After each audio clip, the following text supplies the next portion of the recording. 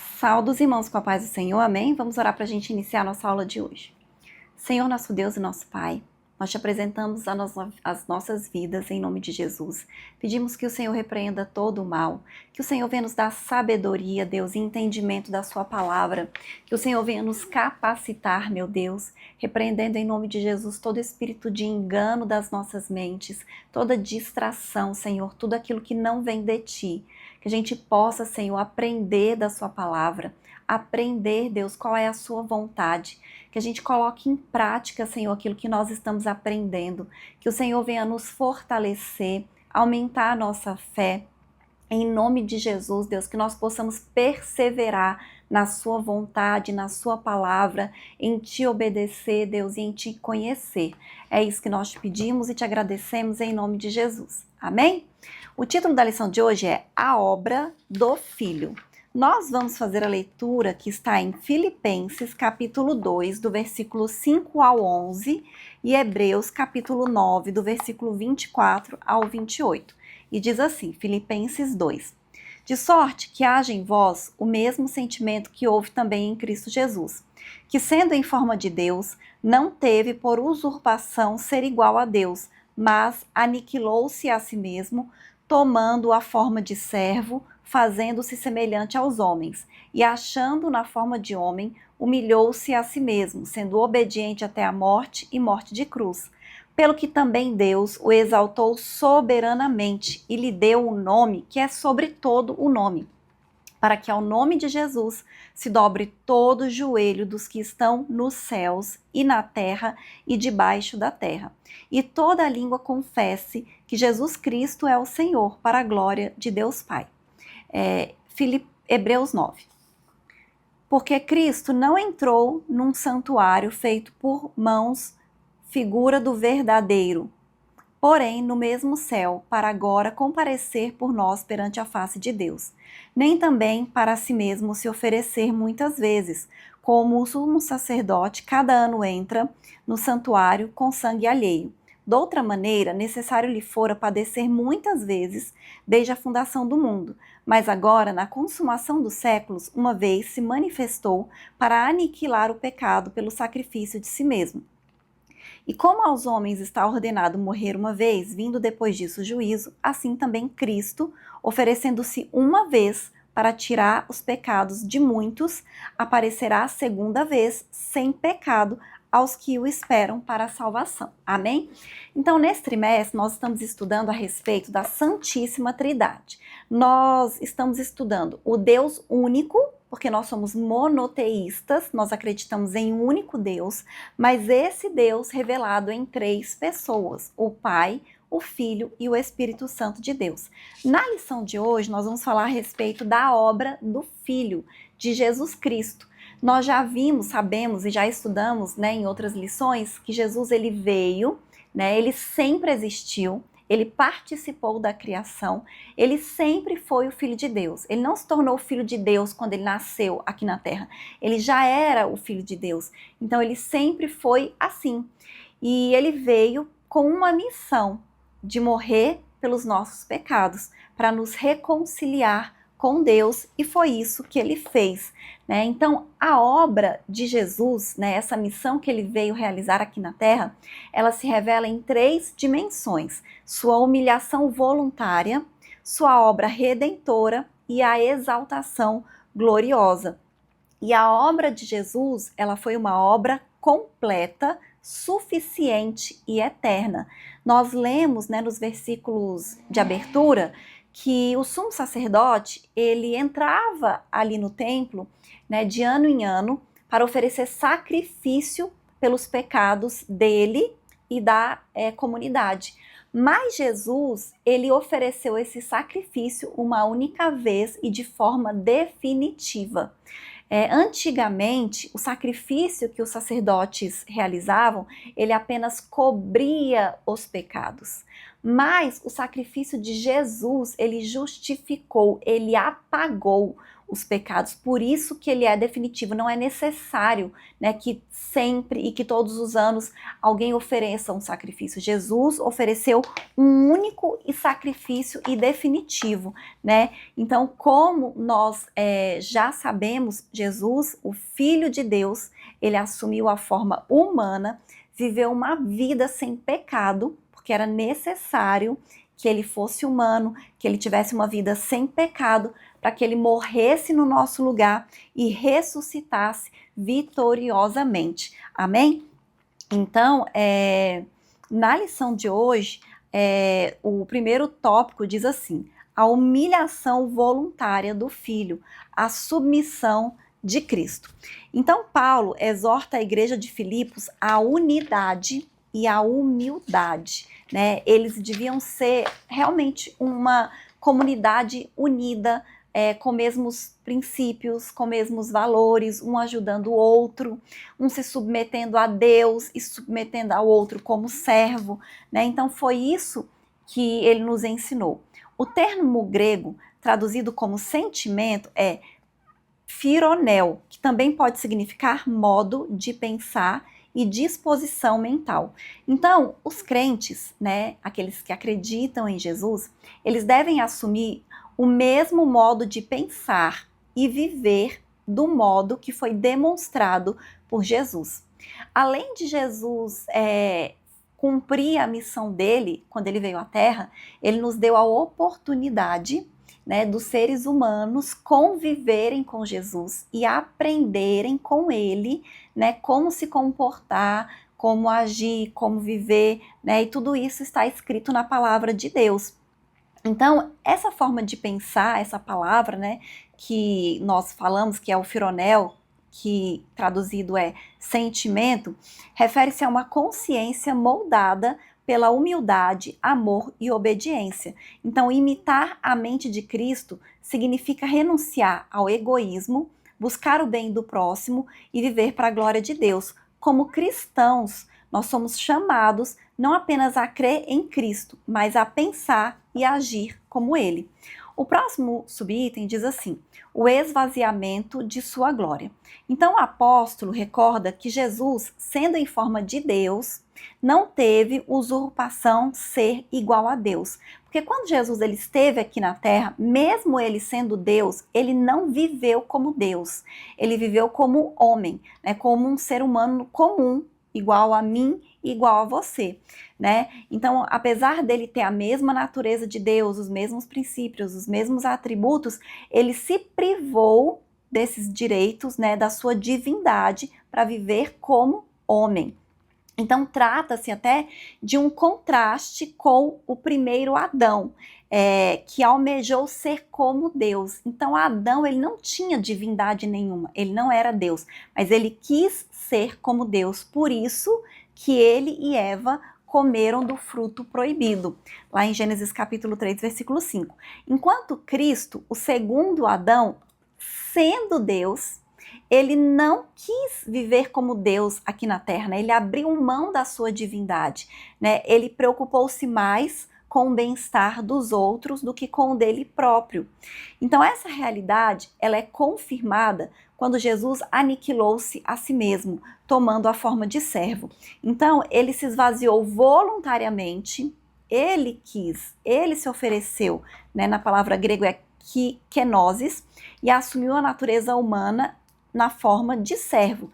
Isso não significa que ele perdeu a sua divindade, ele continuava sendo Deus, mas ele renunciou à sua glória por um tempo, enquanto ele esteve como homem aqui na terra. O próximo subitem diz assim: obediência sacrificial até a cruz. Então a obediência de Cristo, ela foi plena desde o seu nascimento até a sua morte, né? Filipenses 2,8 diz assim: na forma de homem humilhou-se a si mesmo, sendo obediente até mesmo na morte e morte de cruz. Ele desceu à condição mais humilde e ele morreu como servo, em obediência ao Pai e em favor dos pecadores. Ele se submeteu à humilhação da morte por cruz. Naquela época, a forma mais humilhante de uma pessoa morrer era sendo crucificado. Quem morria crucificado eram os ladrões, pessoas que cometiam crimes, né? Então eram pessoas assim que realmente tinham feito coisas erradas. E Jesus, ao contrário, ele nunca fez nada de errado, ele nunca cometeu nenhum pecado, mas mesmo assim, ele se submeteu a essa morte vergonhosa que foi a morte de cruz, né? E todas as pessoas viram aquilo acontecer. Então revela a Escritura que o primeiro Adão trouxe condenação pelo pecado. E Cristo, o segundo Adão, trouxe justiça por meio de sua perfeita obediência. Essa verdade ratifica que a obra redentora do Filho está fundamentada na obediência completa de Cristo ao Pai. A nossa salvação é resultado dessa obediência e não dos nossos méritos. A gente já falou isso inúmeras vezes, né, que nós somos salvos não porque nós merecemos ou porque nós fizemos nada de bom, mas pelo que Jesus fez, porque Jesus foi obediente, porque Jesus se humilhou, porque Jesus morreu pelos nossos pecados.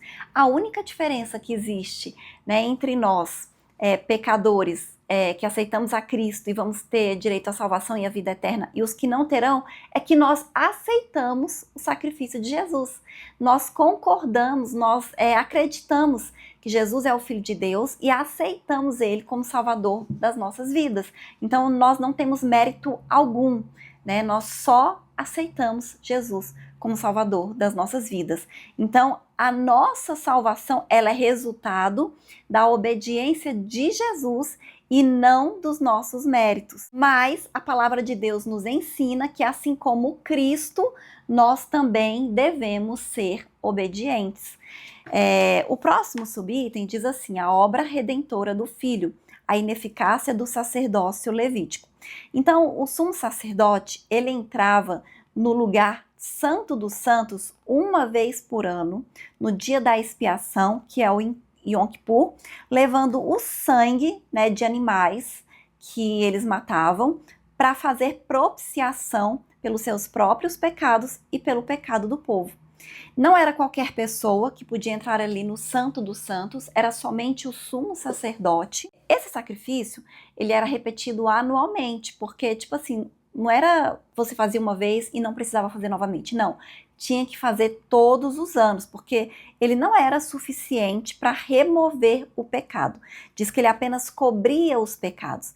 Então, o sumo sacerdote terreno é uma figura, uma metáfora de Cristo, né, que é o real e eterno sumo sacerdote. O santuário terreno era uma sombra, mas Cristo, ele entrou mesmo no céu, para interceder diante de Deus pelos nossos pecados. A entrada única de Cristo no santuário, com seu próprio sangue, nos assegura uma eterna redenção. Então nós só precisamos aceitar Jesus uma única vez. E o sacrifício de Jesus também foi único, depois que ele ofereceu ele mesmo como sacrifício, o próprio sangue dele como sacrifício, não é necessário que outros sacrifícios sejam feitos para remissão de pecados, porque Jesus ele fez esse sacrifício definitivo. Então, o sacerdócio levítico, que é o do Antigo Testamento, o de antes de Jesus, ele era imperfeito e ele foi substituído por um sacerdócio superior, o sacerdócio de Cristo. O próximo subitem diz assim: o sacrifício único e suficiente. Na antiga aliança, ofereciam-se sacrifícios continuamente pelos pecados. Diferentemente do sistema levítico, a morte de Jesus ela foi definitiva, completa e eficaz. Né? Não é necessário que fique fazendo isso repetidas vezes. Em Hebreus 9, 28 diz assim: assim também Cristo, oferecendo-se uma vez para tirar os pecados de muito. A expressão uma vez indica que não há necessidade de repetição. O que ele fez é perfeito e eterno. A salvação não é por causa dos méritos ou dos rituais, mas ela é plena e gratuita, alcançada pela fé na obra consumada de Jesus. Ao morrer, isso que é uma coisa assim que a gente vê, né, na palavra de Deus e que eu acho maravilhoso, que diz que quando Jesus morreu, o véu do templo se rasgou. Lembra que eu disse que o sacerdote entrava uma vez por ano no Santo dos Santos para oferecer ali a oferta? O templo ele era construído de forma que existia uma cortina que fazia a separação do Santo dos Santos para outras partes do templo. Só podia entrar nessa cortina o sumo sacerdote. Ninguém mais podia entrar.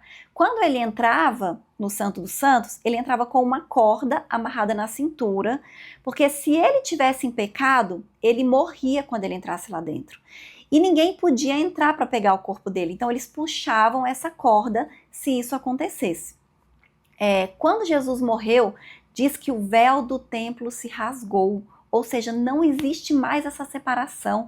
Nós podemos entrar diante de Deus, porque Jesus pagou o preço pelos nossos pecados. Não existe mais separação entre nós e Deus. Jesus fez essa reconciliação. Então a palavra de Deus nos afirma que Jesus ele é o único caminho que nos leva a Deus. Não existe salvação fora de Jesus. Não existe outro nome, não existe outro intermediador. Jesus, ele é o único. Ele é o único caminho. Então, só temos salvação através de Jesus. O próximo subitem diz assim: a substituição vicária. A expressão vicária vem do latim vicarius, que significa em lugar de outro. Então, Jesus morreu no nosso lugar, em lugar de outra pessoa. A substituição vicária é inseparável da justiça divina. O pecado não pode ser ignorado e precisa ser punido. Em virtude disso, Deus não poupou seu próprio filho, mas o entregou para morrer em nosso lugar, assumindo sobre si a penalidade que nos era destinada. No sistema sacrificial da lei, os animais oferecidos, eles tipificavam essa substituição, mas não removiam o pecado. Como eu disse, eles apenas cobriam o pecado.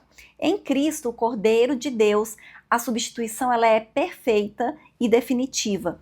Na consumação dos séculos, uma vez se manifestou para aniquilar o pecado pelo sacrifício de si mesmo, está lá em Hebreus 9, versículo 26. Então, em adoração, nós devemos viver para Cristo, porque Ele morreu por nós. Ele morreu no nosso lugar. Amém? E o próximo tópico diz assim: a exaltação gloriosa do Filho. Recebido à destra do Pai. Então, após a sua humilhação voluntária, o Filho ele foi entronizado nos céus com glória eterna. Filipenses 2,9 diz: pelo que também Deus o exaltou soberanamente. A exaltação de Cristo está ligada à sua obediência perfeita. O verbo exaltou, que no grego é hyperiponesen, denota uma elevação acima de toda medida. Cristo não apenas venceu a morte, mas foi exaltado à posição suprema do universo. Ocupou o lugar de honra à destra do Pai, símbolo de autoridade, glória e soberania. Estar assentado ali expressa o reconhecimento divino da obra completa do Filho. Ele fez o que ele tinha que fazer. A obra do Filho foi completa. Então, Cristo não apenas voltou para o céu, para a glória que ele tinha antes, mas ele assentou-se no trono. Sua exaltação garante o nosso acesso à presença de Deus. Ele intercede por nós e reina como Rei dos Reis. O próximo subitem diz assim: um nome acima de todo nome. Então, Cristo recebeu de Deus Pai um nome acima de todo o nome. Na Bíblia, o nome carrega o sentido de caráter e autoridade. Então, quando a gente diz que Jesus recebeu um nome sobreexcelente, um nome acima de todo nome, a Escritura afirma que nenhuma autoridade, seja ela visível ou invisível, se compara ao seu poder e posição. Então, isso significa que Cristo foi exaltado acima de toda a iminência do bem e do mal, e de todo título que possa conferir nessa era e também no porvir. Então, assim, a gente sempre fala sobre isso, né? E é uma coisa que a gente já conhece. Esse versículo que fala que Jesus, ele é o nome acima de todo nome. E por quê? Porque ele completou a sua obra. Ele foi obediente em tudo e ele morreu e ele foi glorificado por causa da sua obediência, por causa da sua entrega voluntária pelos nossos pecados. Então, não existe poder algum que seja maior e nem mesmo igual ao poder de Cristo, né? Ele é onipotente, ele tem todo o poder, né? Portanto, o nome de Jesus não é apenas um símbolo de fé, mas é uma fonte real de poder, autoridade espiritual. O Senhor delegou à igreja o uso do nome de Jesus para curar, para libertar, para pregar, para vencer as forças do mal. É por isso que quando nós oramos em nome de Jesus. Nós repreendemos e expulsamos os demônios em o nome de Jesus. Nós oramos pelos enfermos em o nome de Jesus, porque ele é o nome acima de todo nome. E o próximo subitem diz assim: soberania universal e retorno triunfal. A Escritura revela que todas as criaturas se curvarão diante do nome de Jesus. Está em Filipenses, capítulo 2, versículo 10. Essa verdade, ela aponta para a soberania de Cristo. A confissão universal que Jesus Cristo é o Senhor, ela se dará de duas maneiras. A primeira é a voluntária, por aqueles que creem e servem a Jesus como Salvador, que somos nós, né, crentes em Jesus que acreditamos.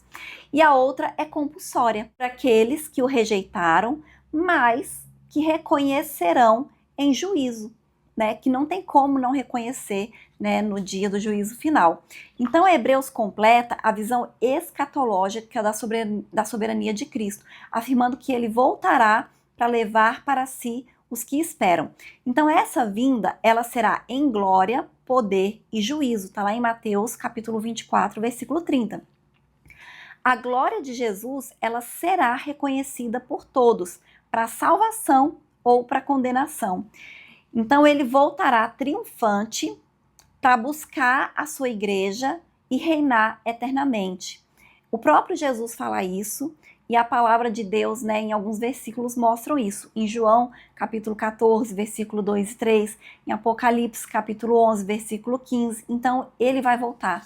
A gente já viu que o que está escrito na palavra de Deus se cumpre, né? Essa é a única certeza que nós temos, que o que está escrito na palavra de Deus se cumpre, né? Todas as promessas, elas se cumprirão.